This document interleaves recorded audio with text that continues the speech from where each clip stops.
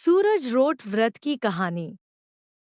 किसी गांव में एक माँ और उसकी बेटी दोनों सूरज जी का व्रत किया करती थी। एक बार सूरज जी के व्रत वाले दिन माँ ने बेटी से कहा, मैं किसी आवश्यक कार्य से बाहर जा रही हूँ, तू 2 रोट बनाकर रख लेना।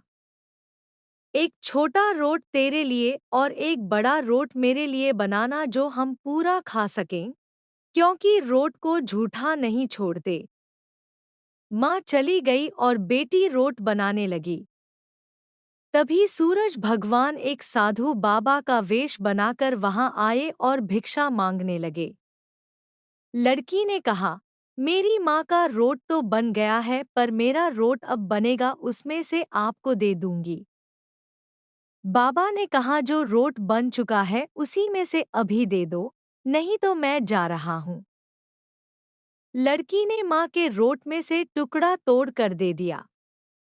जब माँ वापस आई तो बहुत नाराज हुई और बोली, धिय बाई धिय दे, रोटा मायली कोड़ दे, म्हारो रोटो सारो दे। वह लड़की को मारने लगी। बेटी मार से बचने के लिए वहां से डरकर जंगल में भाग गई और बड़ के पेड़ पर चढ़कर बैठ गई। सूरज भगवान ने सोचा, बेचारी लड़की को मेरे कारण घर से निकलना पड़ा, इसीलिए इसकी रक्षा मुझे ही करनी पड़ेगी। सूरज भगवान रोज उसके लिए चूरमे का एक लड्डू और एक लोटा पानी भेज देते थे। लड़की मजे से खाकर वहां ही बैठी रहती। एक दिन एक राजा शिकार करते हुए उधर से निकला। थकान मिटाने के लिए उसी पेड़ के नीचे आराम करने रुका। राजा ने अपने सेवक से कहा, प्यास से जान निकली जा रही है, चुल्लू भर पानी मिल जाता तो प्राण बच जाते। पेड़ पर बैठी लड़की ने यह सुना तो उसने चुल्लू भर पानी डाल दिया। राजा ने पानी पी लिया। राजा ने कहा, अरे सेवक, आधी जान तो बच गई। थोड़ा पानी और मिल जाए तो आधी जान और बच जाएगी। यह सुनकर लड़की ने फिर एक चुल्लू पानी डाल दिया। राजा ने फिर पानी पी लिया। राजा को आश्चर्य हुआ। उसने सेवक से कहा, ऊपर अवश्य कोई है, तू ऊपर चढ़ और देख कौन है। सेवक ऊपर चढ़ा तो उसे लड़की मिली। लड़की ने सेवक से कहा, भैया, तुम ये स्वादिष्ट लड्डू खा लो और पानी पी लो, पर राजा को मेरे बारे में मत बताना। कह देना कि ऊपर कोई नहीं है। पता नहीं राजा मेरे साथ कैसा व्यवहार करेगा। सेवक भूख प्यास से परेशान था।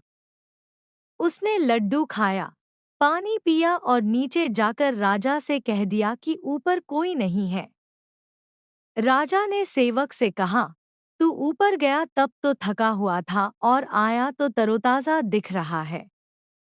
नहाया और खाया हुआ मनुष्य छिपता नहीं है। मुझे संशय हो रहा है, मैं खुद ऊपर जाकर देखता हूँ। राजा पेड़ पर चढ़ा। वहां उसने सुंदर सी कन्या को पाया।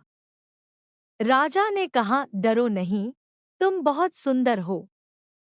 मेरे साथ चलो, मैं तुमसे विवाह करना चाहता हूँ। लड़की राजा के साथ चली गई। राजा ने उसके साथ विवाह कर लिया। साल भर में ही उसने एक सुंदर बालक को जन्म दिया।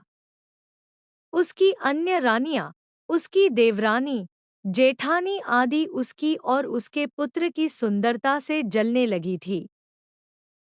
सूरज जी का व्रत आया। छोटी रानी ने व्रत के लिए रोट बनाया। दूसरी रानियों ने राजा से कहा, आपकी नई रानी को रोट बनाना नहीं आता। उसका बनाया हुआ रोट खाओगे तो आपका पेट दुखेगा। रानी खाएगी तो कुंवर का पेट दुखेगा। नई रानी ने यह बात सुन ली और उसने रोट को थाली के नीचे छुपा दिया और सूर्य भगवान से सहायता के लिए प्रार्थना करने लगी। राजा ने जब पूछा कि थाली के नीचे क्या है तो उसने कहा कि मेरे गरीब पीहर से आया हुआ उपहार है। राजा ने थाली उठाई तो देखा कि उसके नीचे सोने का चक्र था। राजा ने कहा, वाह, गरीब पीहर वालों का ऐसा उपहार। नई रानी चुप रही। एक दिन रानी खिड़की में खड़ी थी, तभी उसे उसकी माँ दिखाई दी, जो दरिद्र अवस्था में छाजले बेच रही थी। उसने सोचा, माँ को यहाँ बुला ले तो यहाँ आराम से रह लेगी।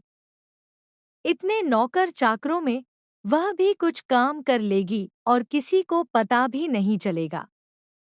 उसने माँ को बुलवाया। रानी की माँ आते ही वही बात दोहराने लगी, धिय माई धिय दे, रोटा मायली कोड़ दे, म्हारो रोटो सारो दे।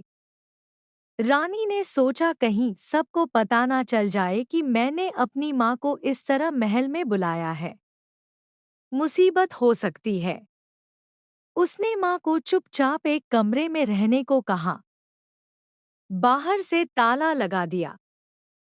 रानी की देवरानी, जेठानी व अन्य रानियां राजा से कहने लगी कि नई रानी का व्यवहार संदेह पैदा करता है।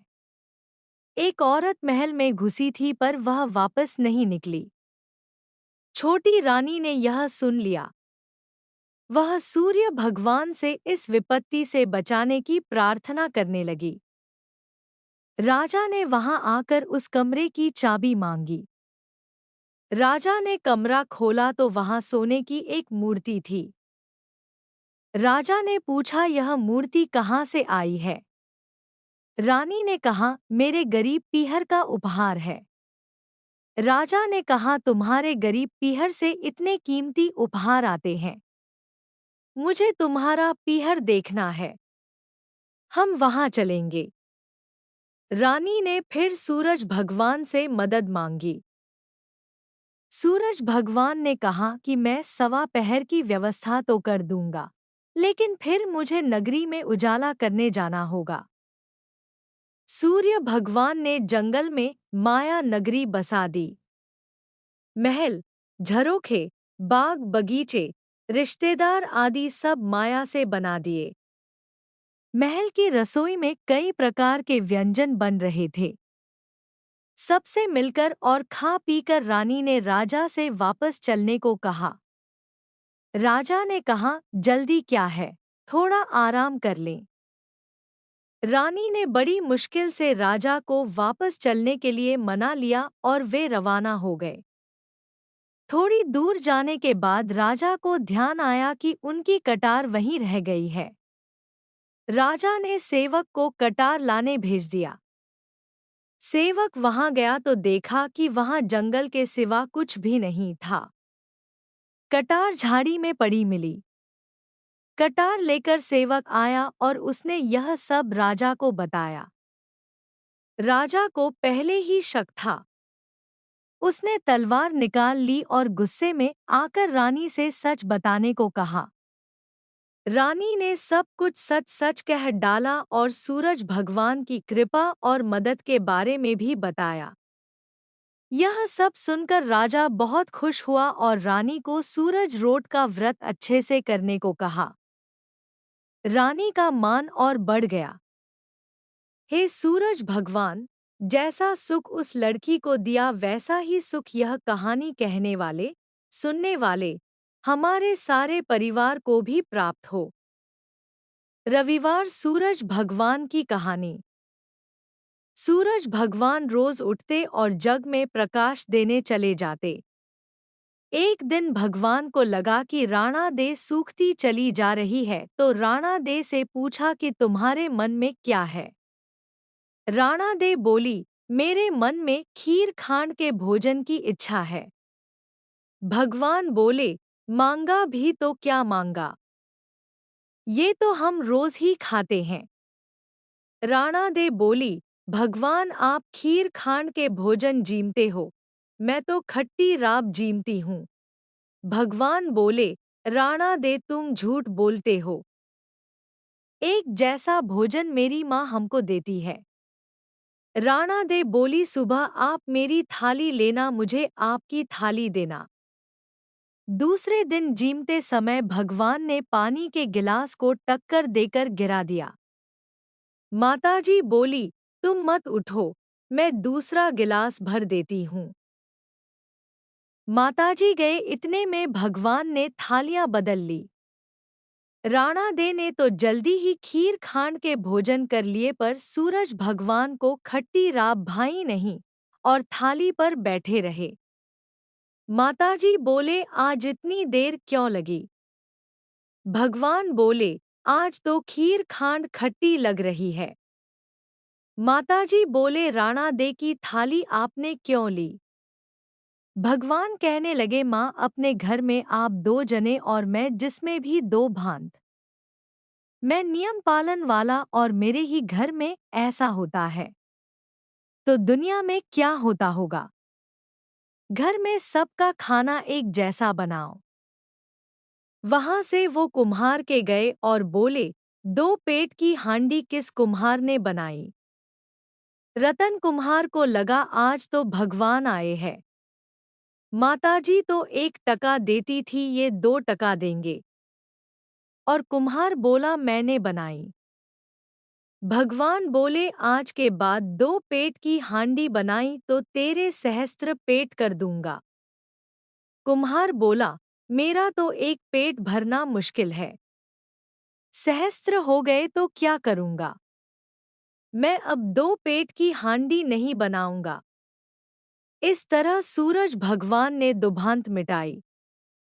बोलो सूरज भगवान की जय। पथवारी की कहानी। एक ब्राह्मण की बेटी थी। उसका गांव में ही पीहर और गांव में ही ससुराल था। रास्ते में पटवारी माता थी। वह आते जाते रोज पटवारी माता के एक पत्थर चढ़ाती। एक दिन उसका भाई उधर से निकला तो उसने देखा कि रास्ते में पत्थर का बहुत बड़ा ढेर है, तो उसने ठोकर मार के उसे बिखेर दिया।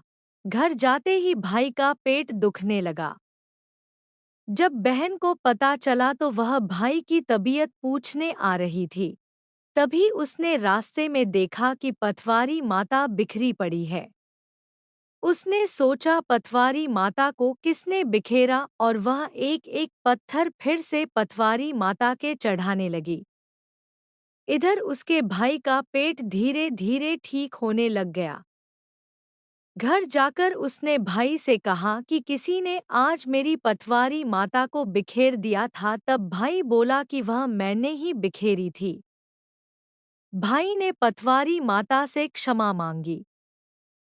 हे पटवारी माता, जैसे उस भाई का संकट काटा, वैसे सबके संकट काटना। गणेश जी की कहानी। एक बार गणेश जी एक लड़के का वेश धरकर नगर में घूमने निकले। उन्होंने अपने साथ में चुटकी भर चावल और चुल्लू भर दूध ले लिया। नगर में घूमते हुए जो मिलता, उसे खीर बनाने का आग्रह कर रहे थे। बोलते, माई खीर बना दे, लोग सुनकर हंसते। बहुत समय तक घूमते रहे, मगर कोई भी खीर बनाने को तैयार नहीं हुआ। किसी ने ये भी समझाया कि इतने से सामान से खीर नहीं बन सकती, पर गणेश जी को तो खीर बनवानी ही थी। अंत में एक गरीब बूढ़ी अम्मा ने उन्हें कहा, बेटा मेरे साथ चल, मैं तुझे खीर बनाकर खिलाऊंगी। गणेश जी उसके साथ चले गए। बूढ़ी अम्मा ने उनसे चावल और दूध लेकर एक बर्तन में उबलने चढ़ा दिए। दूध में ऐसा उफान आया कि बर्तन छोटा पड़ने लगा। बूढ़ी अम्मा को बहुत आश्चर्य हुआ, कुछ समझ नहीं आ रहा था।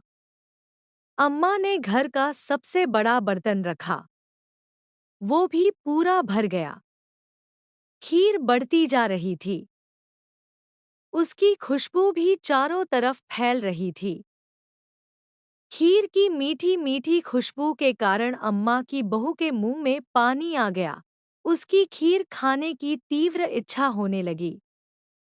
उसने एक कटोरी में खीर निकाली और दरवाजे के पीछे बैठकर बोली, ले गणेश, तू भी खा, मैं भी खाऊं।